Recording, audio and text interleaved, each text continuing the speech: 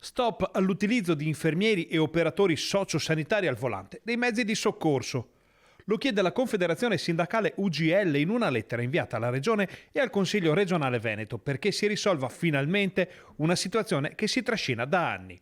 Ne avevamo parlato già nel 2021, quando la sperimentazione con gli infermieri alla guida delle auto mediche aveva interessato l'ULSS 7 e oggi la dinamica si ripropone come forma consolidata in molte aziende sanitarie della regione. Gli autisti soccorritori vengono sostituiti da OSS infermieri alla guida di mezzi di soccorso, quali automediche o ambulanze in trasferimenti secondari.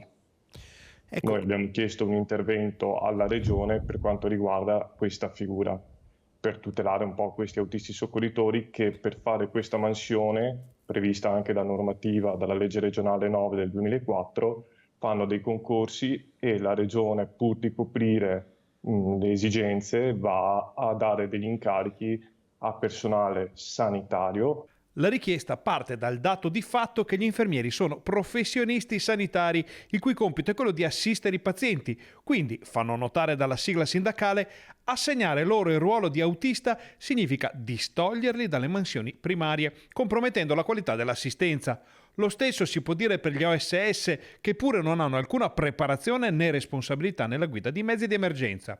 Al contrario, gli autosoccorritori seguono corsi di formazione e aggiornamento specifici. Il personale sanitario che viene tolto dal reparto va a fare un servizio sul territorio dove potrebbe esserci una figura che a livello retributivo e a livello di sicurezza costa meno a livello retributivo e dà più sicurezza, e quel personale potrebbe essere gestito in maniera migliore, ovvero essere messo in supporto in pronto soccorso in altri reparti dove c'è carenza di personale. La normativa di base c'è, quel che manca è la parte attuativa. Oltre al riconoscimento non ha mai dato una normativa integrativa o aggiornata o dando delle competenze ben specifiche, nonostante sono previste dalle leggi regionali di accreditamento della 870 del 2022. E la richiesta alla Regione è molto chiara. Noi semplicemente chiediamo alla Regione che crei un testo legge, che crei una normativa dove dica che l'autista soccorritore è l'unica persona adibita alla guida dei mezzi di soccorso, visto la formazione che è obbligata ad avere l'autista soccorritore